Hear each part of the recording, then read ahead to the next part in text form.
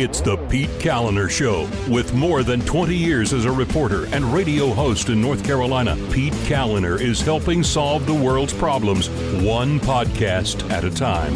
Because he's a giver. And now, here's Pete. What is going on? Welcome to the show. Thanks so much for listening, especially the kids who have the entire intro memorized. I appreciate everybody listening. Thanks so much for the support. And the show is made possible by patrons such as Nick and Les, Monica, Catherine, Mary, Eric, Peggy, Tavis, Kristen, Beth, and Al, as well as Eugene. Thank you very much. They became patrons of the program, and you can as well simply by going to thepetecalendershow.com, and there's a link at the top of the page there. You click the link, it takes you to the Patreon page, and then you sign up for whatever level you are comfortable at, and then you get access to the exclusive content like we did yesterday, the live stream. A lot of fun. And they are billed as 1 hour live streams, but they never are. They're always longer. I don't think I've ever done just a 1 hour live stream. Anyway, go to thepetecalendershow.com. You can also subscribe there as well. So the North Carolina governor is going to allow subjects to assemble in larger groups and gather outdoors starting today at 5 o'clock. And we don't have to wear our masks to do it. Now, this is the kind of freedom that I'm talking about, right? The kind of freedom that the governor bestows on us. That's the best kind of freedom, don't you think? Man. Secretary of Health and Human Services, Mandy Cohen, said that the push now is to get 2/3 of adults vaccinated with at least one of the 2-dose regimens. Our fast and fair approach to getting vaccines to people is also showing results. As of today, 49% of all North Carolinians 18 and older are vaccinated with at least one dose, and more than 39% are fully vaccinated. Okay, so remember, this is like the difference between fully vaccinated and, vaccinated with just one dose. And if we get to the 2/3 level, then the Cooper administration is going to permit us to have summer. If we work together getting vaccinated and keeping our COVID metrics in a good place, we can lift mandatory social distancing, capacity, and mass gathering restrictions on June the 1st. That's our first goal, and it's a big step to bringing summer back to North Carolina. Oh, yeah. Bringing summer back, baby. Seriously, if they need me to be part of the marketing effort for this, I work cheap. Which actually makes me a great employee, but a terrible, terrible boss. So 2/3 is where we need to be. What won't change on June the 1st is the requirement for people to wear masks indoors in public settings. Wait a minute. Yeah, for real. All right, hang on a second. Let's hear her out. If you're fully vaccinated, you can already do more things. Okay. Yesterday, the CDC said if you're fully vaccinated and you're outdoors and not in a big crowd, you'll no longer need to wear a mask. And that's great news for the almost 40% of North Carolina adults who are already fully vaccinated. Everyone still needs to wear a mask when they are in an indoor public setting. That's where our second goal comes in. Once at least 2/3 of North Carolina adults have had at least one shot and our trends are stable, we will lift indoor mask mandates and lighten other public health recommendations. When will that happen, though, is up to North Carolinians and how quickly people get vaccinated.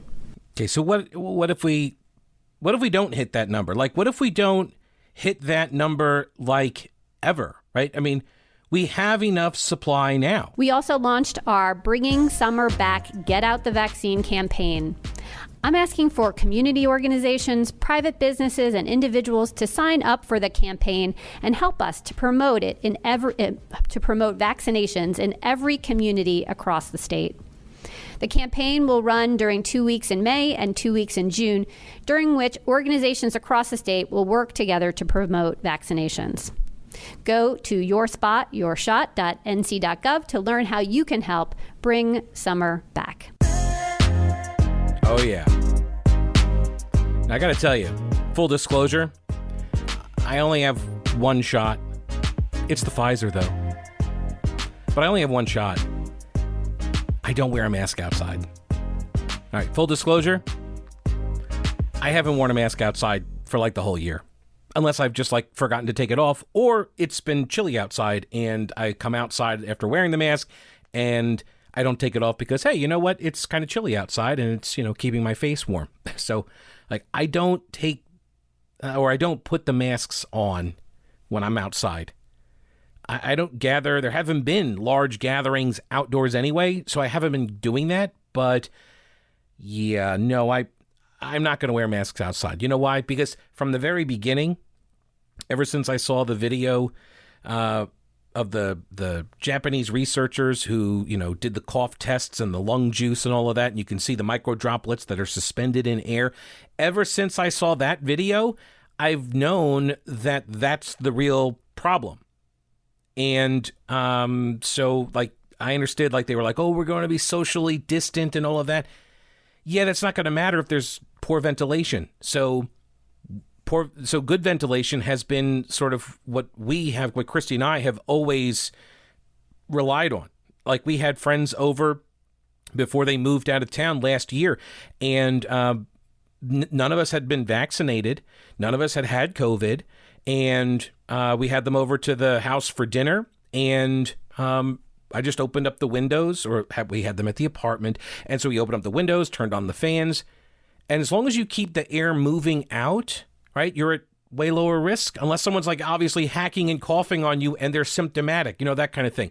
Here's the key. It's the duration of time that you are indoors around some people who are sick and there's no ventilation involved. So when you're outside, no, I'm not going to wear a mask. It's not happening. Outside, if you don't like it, walk away from me. Leave me be. Go someplace else. We're outside. God knows there's plenty of room. It's literally outside, right? You got miles and miles to roam away from me if you are terrified that I am going to get you sick with my one shot of vaccine. So by the way, I have already contributed to this number. Now, they are seeing a slowdown. This is a problem. They're seeing a slowdown in the people who are interested in getting the vaccine. And look, part of it for me, like, I'm very late in getting the vaccine, I guess. Like, I got it after it opened up for everybody. And it became pretty clear that the early adopters, the people who rushed in to get the vaccines, were the most petrified people in the society. Right. So, yeah, so leftists, exactly. Look, folks, it's science, okay? I'm not just making that up. That is science. Seriously, I've got the research here. Let's see, because I would not lie to you. Here it is. I also have this. End the hygiene theater, says the CDC, of all organizations. Science. White liberals are significantly more likely than other racial and ideological groups to be diagnosed with a mental health condition. The findings from a Pew Research Center survey that was actually published last year talk about the possible scientific correlation between progressive ideas and mental illness. According to the survey, this is by Andrew Stiles, by the way, at the Washington Free Beacon. According to the survey, white liberals of all ages are more likely to have been diagnosed with a mental health condition compared with their moderate and conservative peers. The disparity was especially pronounced among young people aged 18 to 29, the most annoying demographic and the one with the worst opinions, generally speaking. Nearly half of young white liberals, 46%, reported being diagnosed with a mental health condition. 46% of this cohort. That was significantly higher than the percentage of young white moderates, only 26%, and young white conservatives at 21%. Who reported a mental health diagnosis. Young white people who identified as very liberal were considerably more likely to report mental health problems, even when you compare with them with their peers who are just liberal. So, like, when you look at the very liberal versus just the liberal, even then they are overrepresented. I'll have more details on this in a second. First, here are some details that you need to take down, okay? Mattress Man, 4 stores. You don't have to write this down. You can remember that, right? 4 stores. 4 stores in Asheville and Hendersonville and in Arden. They've got the new location that they've opened up on Airport Road. It's in the IHOP shopping center. Go check it out. You can also go to the website, mattressmanstores.com. And just for another day or so, they're running the free upgrade deal. Get a king for the price of a queen or a queen for the price of a twin. Go to the website. Check out the latest deals. They're always putting new stuff up there. And by the way, they've got the inventory. You do not have to wait to sleep on a new bed if you buy it from Mattress Man, which apparently this is apparently a thing in the bedding industry. These companies that sell you the bed and then they're like, yeah, okay, you'll have it in 4 months. No, that's not how Mattress Man rolls. They've got all the inventory, so get the bed and sleep on it. Right? That's the whole point. Get a good night's sleep, right? They're not going to sell you a bed they don't have. Go to mattressmanstores.com or any of their 4 locations. Ask about the free upgrade. They're an exclusive retailer of the Biltmore collection, inspired by our local landmark, the Biltmore, made by Restonic. Free, local, 5-star delivery service, a 120-day comfort guarantee, and they ship nationwide. Remember, take advantage of their flexible financing options and experience the difference at Mattress Man. Buy local and sleep better. Now, look, I'm not bringing up this science about mental health issues among the very liberal among us. I'm simply bringing it up because I think it actually has an impact in this discussion about masks, but it also has an impact about the coronavirus and the COVID response, right? Think about this. If you've got a political group, right, this is the thing that unifies them. And I don't know if being very liberal creates the mental health issues or if the mental health issues create the being very liberal. And I'm not doing this in order to, castigate or demean or stigmatize or anything. But I think this is important because it informs policy debate. And if the loudest voices in the Democratic Party have these issues going on, and that's now leading the Democratic Party to cater to those folks with those issues, that's troubling. And it should be troubling for everybody. Across all demographics, young white females who identify as liberal or very liberal were by far the most likely to report a mental health diagnosis. In fact, a majority of young white liberal women, 56%, say that they had been diagnosed with a mental health condition, compared with 28% of young moderate women and 27% of young conservative women. So why is there a difference there? Now, maybe, very liberal women are more likely to go to seek help. That might be the case, right? And that there are actually a whole bunch of undiagnosed people in the moderate camp or conservative camp. That might very well be true. I'd like to see some further study on it. The ideological disparity was also present but less pronounced among young white men. Okay, so you do see that same sort of political breakout, but it's just not as pronounced. Zach Goldberg is a doctoral candidate. He dissected this data. It was from the Pew Research Center, by the way. And he suggested the disparity could be the result of, more people on the left seeking mental health evaluations. He says it could also indicate a genuine difference in personalities, though, given that white liberals are more likely to exhibit neuroticism.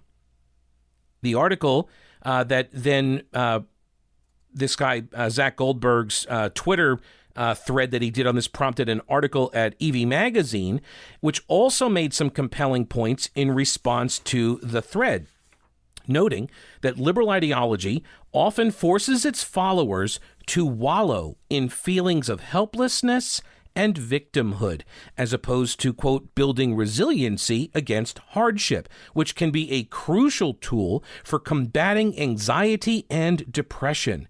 White liberals in particular, who are often at the forefront of social justice movements that don't necessarily affect them directly, may be susceptible to, quote, white guilt and savior narratives, which are, quote, pretty much as bad as any genuinely racist agenda because it robs the very group they're trying to help of their own voice.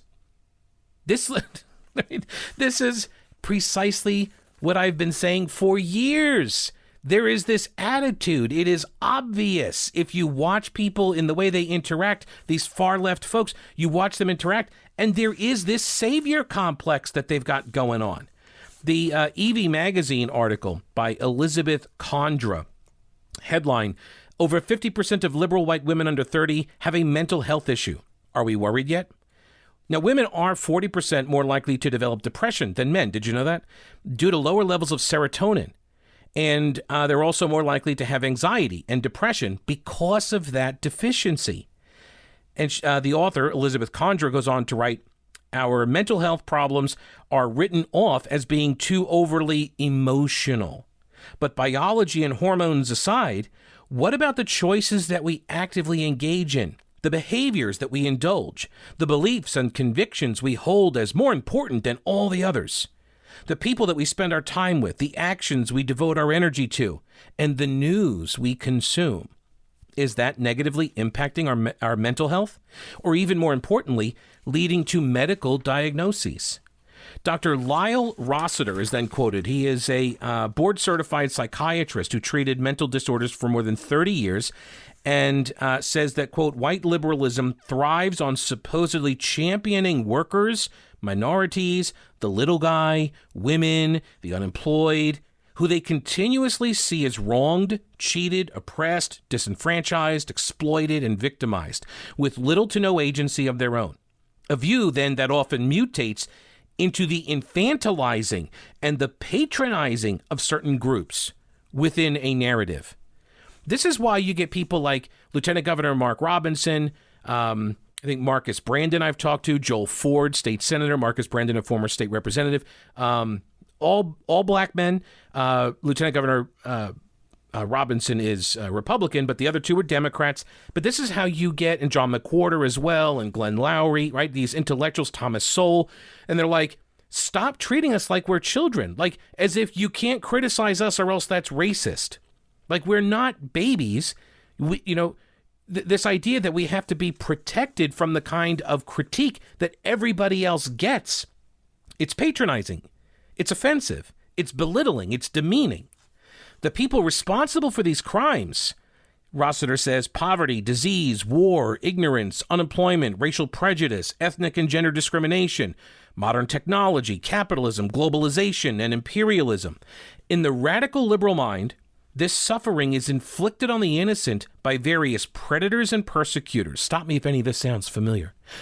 Big business, big corporations, greedy capitalists, U.S. imperialists, the oppressors, the rich, the wealthy, the powerful, the selfish. Republicans. Now it's even morphed into, white people in general. And that's pretty much an exhaustive list of every grievance and every perpetrator that progressives see as responsible for these injustices. Right? It's truly unfortunate, the author of this piece at EV Magazine says, truly unfortunate that so many women are facing these kinds of issues, and that this prevalence of mental illness among progressive women might be weaponized for political purposes. And that's, again, not what I am attempting to do here. If there's one thing the topic deserves, it's delicacy and empathy. But at the heart of the matter is this. Progressivism is an ideology that supposedly demands equality for all, and one that keeps score to an exhausting degree. In all honesty, it's understandable that anxiety and depression thrive in these kinds of environments when we're focusing on every minute or minute problematic issue in our world and not able to take a comprehensive, productive action to solve all the problems. Do you remember one of the, I guess I should start by saying, do you know who Jordan Peterson is? Right? The psychiatrist, clinical psychiatrist. He wrote the book called 12 Rules for Life. And he's, YouTube sensation and has all of these speaking tours. And he does all these videos and stuff. Anyway, point is, one of the chapters in his book, and I have not read it, but I've read reviews of it and such, and heard him talk about it. One of the chapters in his book is, before you change the world, pick up your room. And I think that's at the heart of a lot of this. And his audience is predominantly male, by the way. And a lot of times they tend to be more on the conservative side, unless maybe he's turning them into conservatives by making them take responsibility in various aspects of their lives, like things that they can control. And that's the whole point. It's a parable, basically. It's like, you want me to believe that you've got the answers to solve all of these really large, complex, complicated problems, but you can't even get your own room in order. You can't even keep that tidy, right? How how are you supposed to be the person with all the answers for all of this other stuff, this mess out here, when you can't control the mess in there? And the room is a metaphor. It's not just necessarily, a person's room, but you start with this one thing that you control, whether it's your body or, your attitude, your room, your house, whatever. You have this one area of your life that you have complete control over virtually. And what do you do with it? What are you doing with it? And maybe you should make sure that works before you start trying to make sure everything out here works, right? Because if you don't get everything out there to work and the stuff in here isn't working, you're probably going to be really, really frustrated and agitated and neurotic, right? Just some food for thought. Here's some food for thought, too. Buying or selling a house. Maybe you haven't even considered that, but maybe you are aware, maybe somebody in your neighborhood sold a house recently and you were like, they got how much money for that house? My house is way nicer than that. And now you start getting curious, well, what could I get for this house? And it opens up this whole world, this whole different line of thinking. Like, maybe I can sell this, make a whole bunch of money and downsize and, go on trips and stuff. Live a different kind of life. Well, if any of this is on your radar, then please call Rowena Patton. Her phone number is 828-333-4483. That's 333-4483. MountainHomeHunt.com. Buying or selling, the only agent to call. She and her all-star powerhouse team put them to work for you. She will get your house sold fast and for more money. If you're looking to buy a house, she has homes in all price points. 828-333-4483, mountainhomehunt.com. Give her a call. Tell her you heard it here on the Pete Kaliner Show. I appreciate that. And then, of course, start packing, because that's how fast it happens. All right, so North Carolina Governor Roy Cooper says that if we get 2/3 of the citizens, the adult population in North Carolina, vaccinated with at least one of the 2 doses, so partially or fully vaccinated, then he will lift the mask mandate, okay? And he indicated at a recent press conference, this was earlier in the week, he indicated the only leverage he intends to use to to convince citizens, the only leverage is the mask mandate. It's not going to be any of the other restrictions. We anticipate lifting mandatory capacity, mass gathering, and social distancing restrictions by June 1st. As Dr. Cohen said, we hope to go even further when we get at least 2/3 of adults vaccinated with at least 1 dose. Once we get there, and if our trends are stable, we plan to lift the mask mandate completely. Let's work hard in May and get as many people vaccinated as we can before summer gets here. So now for this executive order. Today, I'm announcing that North Carolina will cautiously ease some restrictions starting Friday, April the 30th. Masks will no longer be required outdoors, and mass gathering limits will increase to 100 people indoors and 200 outdoors. Masks will continue to be required indoors in public places, since this virus still can spread easily when we're inside. Even though we're continuing our dimmer switch approach of easing restrictions, we need to stay vigilant.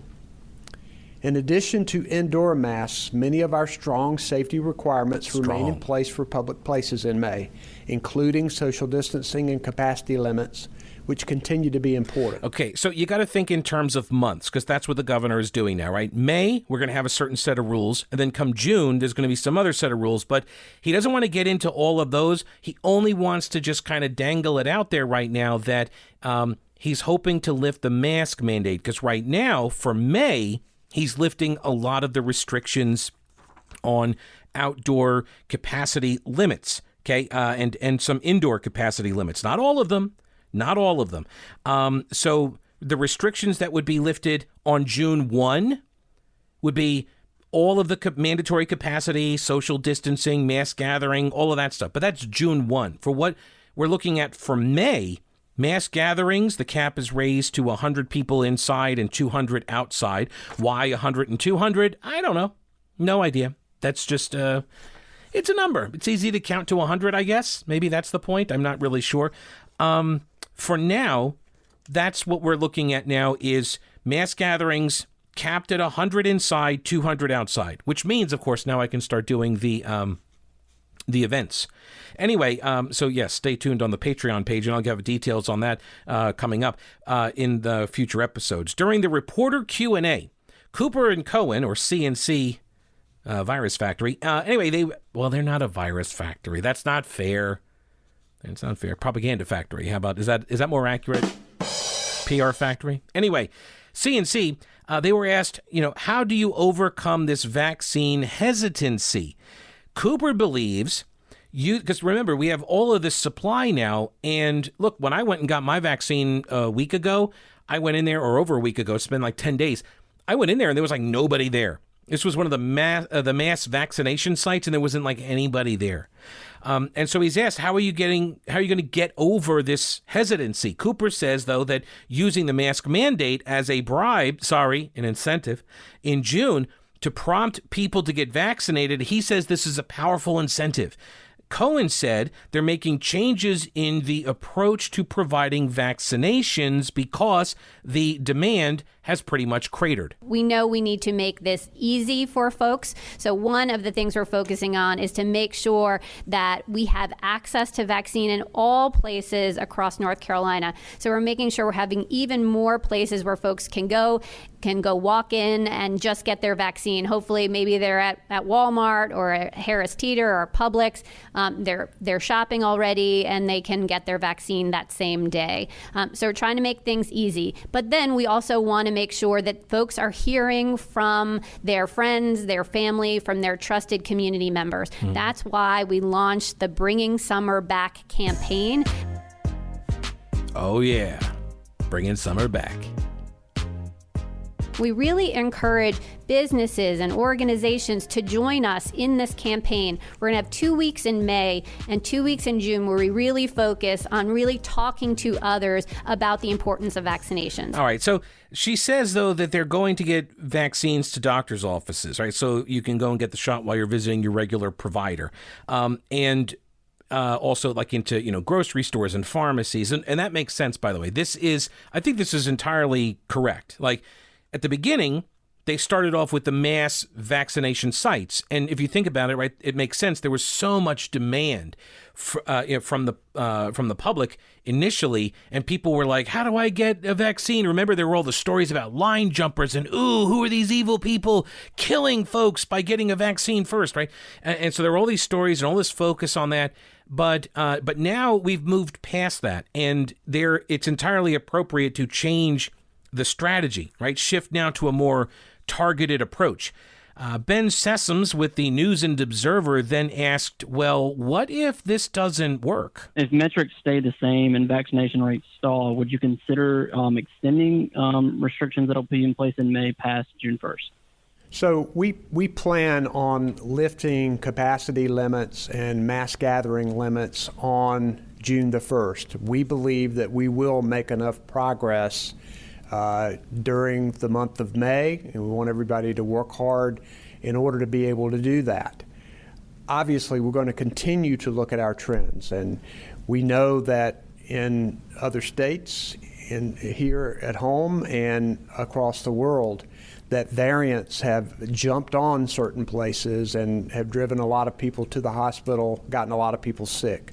So, we're always going to keep an eye on that and make decisions following the science and the data. But our plan is on June 1st to lift those particular restrictions. And in addition, hopefully when we get to 2/3 of people vaccinated, we can lift the indoor mask mandate. Today we're lifting the outdoor mask mandate. There's still some recommendations for people who are unvaccinated if they're around other people in a big crowd, that it's recommended that they wear a mask, but there is no mandate in the executive order outdoors. Got that? No mandate outside. So if you're walking around outside now and you're not wearing a mask, it's nobody's business.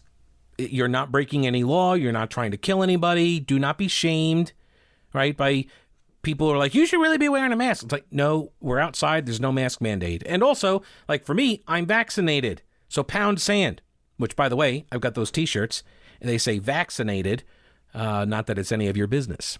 And so you can display to others that they have nothing to fear from you.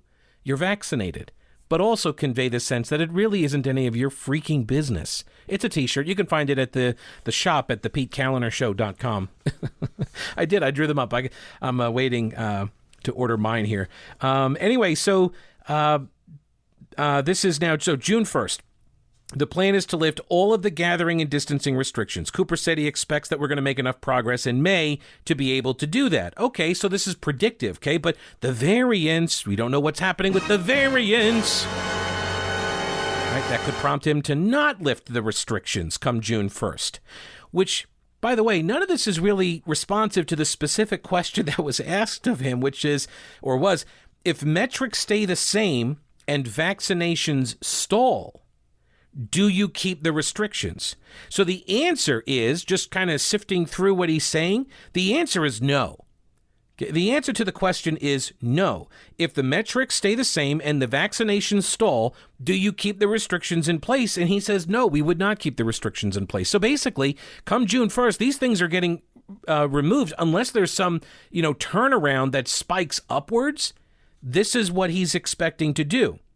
No, except, of course, the indoor mask mandate. He's using that as an incentive to get us all to get vaccinated.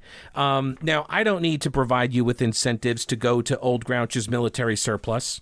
Other than the fact that it's real U.S. military surplus, other than the fact that it's like high quality, durable stuff, I guess other than the fact that, it's locally owned and operated, has been for 30 years, and I guess other than the fact that, you got great prices on hard to find stuff. Aside from those incentives, I don't need to provide you any others to go to Old Grouch's military surplus. He is in downtown Clyde on Main Street. The shop is open Monday through Saturday across the street from the anti-aircraft gun. Tell him you heard about his shop here on the Pete Calendar Show. Tell him you appreciate him advertising here. Support the businesses that support the program that you love. Or this one. Old Grouch's military surplus, oldgrouch.com. Now, one of the big problems that they're going to have trying to get everybody to this 2/3 level is the fact that the demand has really tapered off, hence the need for the Bring Summer Back campaign, right? Okay, yeah. That's the reason for the campaign in the first place, is because there are a lot of people that are uninterested in getting the vaccine for whatever reason. Now, maybe there are a lot of other people that, been putting it off. I would submit, especially at the beginning of the rollout, there were so many different categories and places and scheduling. It was pretty difficult, not user-friendly, to navigate. I found it to be kind of onerous and burdensome. I think it's a lot easier now. I saw locally they're running a Johnson & Johnson walk-in shot clinic, and that's a great idea for folks who are not worried about the literally 1 in a million chance that you might develop a blood clotting issue from the Johnson & Johnson vaccine, which, by the way, is lower than the chance of getting a blood clotting issue from, say, birth control pills, which is like 1 in 1,000. So again, risk assessment, and people here, and by the way, this is why, like the CDC and them putting a pause on the Johnson & Johnson created a lot of fear among people that otherwise might have gone and got a vaccine, not even just the Johnson & Johnson vaccine. Right? That has an impact. And now you've got, this big push to get everybody vaccinated. So we've got, some level of herd immunity that we're getting close to that level. And then you get, these, quote, health experts that come out and say, well, we got to make sure that we stop the Johnson & Johnson, which then creates fear. This is why I said the other day, before the governor's State of the State speech, I said the state of the state is terrified, because you got half of the population terrified based on a misperception of the risk of catching COVID and dying. And then you got the other half terrified about the vaccines and about being told they're going to have to get one. So we're all afraid. Isn't that fantastic? Now, the AP, the Associated Press reporter, Brian Anderson, posed a question to the governor saying, look, you got fewer than 85,000 people that got first doses in the previous week, right? So the 85,000 people got their first dose of a 2-dose regimen. That is the lowest weekly count since December, when the vaccines first came out and the supply was really, really limited. So it doesn't seem like we're going to hit the 2/3 goal in order to lift the mask mandate it doesn't seem like we are going to be able to hit that number, does it? We have noticed that there's been a slowing of folks coming in for the vaccine. I think it's why you're seeing us do things like launching a campaign to bring summer back and make sure that we're getting a whole state of North Carolina effort to remind folks about the importance of vaccinations. We want folks to know that they are safe and effective. And what I would say is we're also changing the way in which we want to approach folks. No longer are we thinking about large mass vaccination sites, but rather making sure that it's easy for folks to access very close to their home. We now know that most folks, not only here in North Carolina, but around the country, can access vaccine within 5 miles of their home, and that's really good news. All right, so a couple of things. Number one, this is going to be a harder lift, right? To try, because now you're doing individualized, not mass vaccinations. You're doing, individually, targeted vaccination efforts. The yield is much lower versus like one big arena and everybody shows up. You get, thousands all at once. But there was also another part here that she mentioned. Did you catch this at the very end where she said this part? We now know that most folks, not only here in North Carolina, but around the country, can access vaccine within 5 miles of their home, and that's really good news. Interesting. Within 5 miles of their home. I think I mentioned this yesterday when I was covering Joe Biden's State of the Union, don't call it State of the Union speech. Today, 90% of Americans now live within 5 miles of a vaccination site. Huh. So look, I've been covering politics for too long, okay, to assume that this data point was simply coincidental. I suspect this is the marketing message coming from the top down. And in fact, it's not the only example. I've got others. I'll tell you about them in a second. First, general equipment rental. I love talking about general equipment rental because power tools, but also it's so helpful when you've got somebody who knows how to use the equipment that can teach you how to use it before you take it home to use it, especially if you're talking about like some large piece of machinery.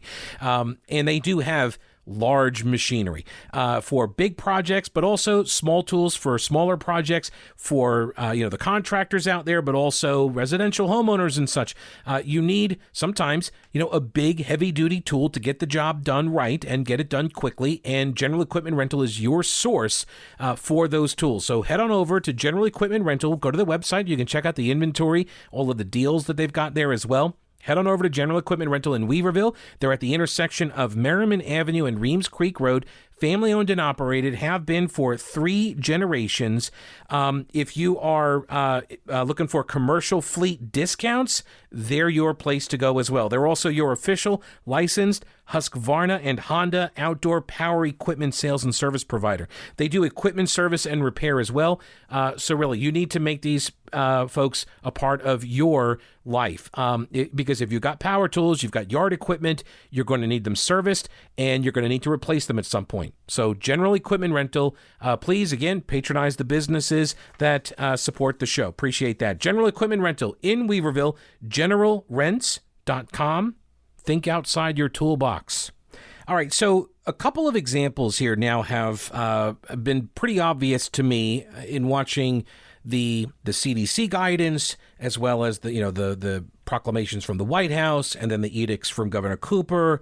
It seems like they're all on the same page. You cannot tell me that there are not some lists of talking points that have gone out here, okay? Because, like, for example, April 21st, Biden says, hey, July 4th could be canceled if we don't get people vaccinated. That's the same day Cooper and Cohen announced their Bring Back Summer marketing effort, right? That was the same day. Cooper and Cohen also said that the mask mandate would not be lifted for kids outside because they cannot be vaccinated. And so that means masks for summer camps and summer school. A couple days later, the CDC announced its own summer camp guidance. It calls for masks outdoors for kids over 2 years old and also for vaccinated adults. Only exceptions are eating, drinking, and swimming. Also, Cooper and Cohen say they changed the mask mandate for the month of May, lifting it for outdoors. Same time, Biden announces the same guidance from the CDC. So unless Cooper is directing Biden And the CDC, which I don't think that's happening, it's pretty clear Cooper and Cohen are getting directions from the White House on what restrictions to lift, maybe telling them when also, so they can kind of get people ready. They can do some, pre-announcements and such. They can say, well, we're leaning towards this, even though they know because the CDC says, hey, this is what we're going to tell everybody in a couple of days. So you may want to get in front of it. There's a story also. Speaking of the CDC, there's this story from Yahoo. It's time to unplug the sanitizing robots and put away the bottles of Clorox that seem to line the entrances to every school, restaurant, and supermarket wanting to advertise its safety protocols. While such protocols may be reassuring to an anxious populace, they are not necessary, according to revised guidance from the CDC.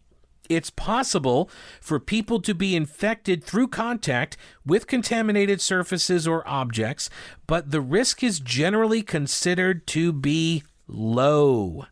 Interesting. The CDC estimates that the chance of contracting the coronavirus through surface transmission is lower than 1 in 10,000. The coronavirus is spread almost exclusively by airborne and aerosolized particles, as scientists have actually known for months. Despite the growing certitude about how the pathogen is transmitted, many establishments have continued to insist on strict sanitization protocols.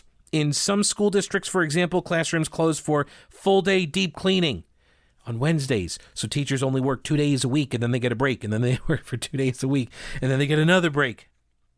The persistence of such practices has led to the advent of a derisive term called hygiene theater to describe rituals that appear to do very little to stop the virus from spreading. It's not clear if the CDC's new guidance will lower the curtain on those theatrics, given how entrenched some of those practices have become, and how important it is to getting, a day off of school right in the middle of the week. Let's not underestimate the importance of that. University of Colorado atmospheric chemist Jose Luis Jimenez told the scientific publication Nature for an article published last month, quote, if we took half the effort that's being given to disinfection and put it on ventilation, that would be huge. Again, with the ventilation. How are we still not focusing on this stuff? It's amazing to me. There was also some criticism that these governors have had that Biden and Harris are not participating in the calls to the governors. When they all get on the phone, Biden and Harris, the vice president, they're not on the calls. And the governors are kind of like grousing about it. Oh, well. Yeah. Meanwhile, down in South Carolina, you've got Governor Henry McMaster. The president and the CDC are saying, if you are fully vaccinated, and you're outdoors, and you're not in a big crowd, then you don't have to wear a mask. Otherwise, you still have to wear a mask. That is absurd. It's absurd. And what I'm saying is, I don't know how these decisions are being made or why they are saying that, but I think it is totally unreasonable. I think the Biden administration is way off base, and I think the people in South Carolina, well as around the country, know better. Now, see, this is the problem, right? The messaging. And far be it for me to suggest that health experts might not be the most profound thinkers when it comes to marketing stuff, but this is why you want different people at the table. And this is why Republicans have been running this, fix for the Emergency Management Act to try to get force the governor, not just this governor, but any governor, to actually get input from other people that are elected statewide, the Council of State. Because this governor has been relying on, quote, the health experts. And we don't know who those people are. He didn't name them. The only name we ever get is Mandy Cohen, his Secretary of Health and Human Services. And she talks about guidance from health experts, but she doesn't name them either. And so we're left with this, edict that comes down from these nameless, faceless people that are, quote, experts at stuff. And they say things that are stupid. They say things that are, okay, you're going to get a vaccine? Good job. I got a vaccine? Yes, yay me.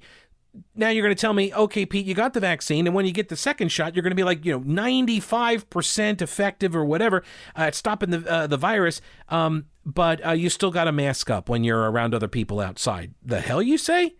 What's the point of the vaccine if it doesn't change the behaviors, the mitigation behaviors that we've all been doing for the last year, or a lot of us have been doing, right? Why get the vaccine then? Well, Pete, because if you do get sick, then it could minimize that illness. Is that the only reason? Then that's not really a vaccine, is it? That sounds more like a treatment. And if that's the case, then why don't we just kind of give up on the vaccines, give up on all of the theater, the masking and the wiping down everything and the distancing. We give up on all of that, and then we just try to, treat people when they get sick. And we put all of our focus there. Because we cannot keep living like this. And let me be clear. All right. We will not keep living like this. I will not keep living like this. A lot of people in America refuse to live under this kind of regime in perpetuity. And I'm not sure that the health experts understand this. Because here's the thing. Health experts are just one group of experts that the leadership should be consulting. The health experts, they're not experts in anything else except their field. And so if you're going to rely on them to convince people to get vaccines, we're screwed.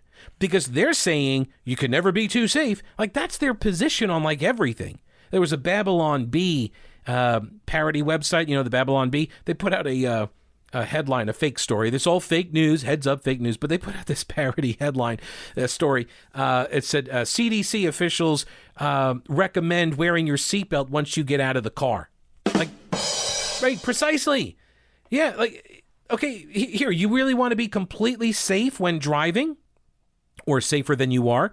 It's not even about the seatbelts. No, you need to be wearing a helmet and the Hans device to keep you from, getting concussions and stuff. Everybody needs to wear helmets in the vehicles now. That's a rule. You got to wear a helmet when driving a car. No, but that's what the health experts would say. That's the way to ensure that fewer people die. But you have elected leadership that balances that recommendation from the, quote, health experts based on the science and data and facts. So am I in science and data. And so they take that recommendation and they balance it against, well, are people going to actually do this? And then there are the costs of enforcement. What happens when, cops see someone driving down the road and they're not wearing a helmet? Now I need to pull them over. Now you got another interaction between the citizenry and law enforcement that could go sideways very quickly. You've got a lot, and then you got court costs involved in this stuff.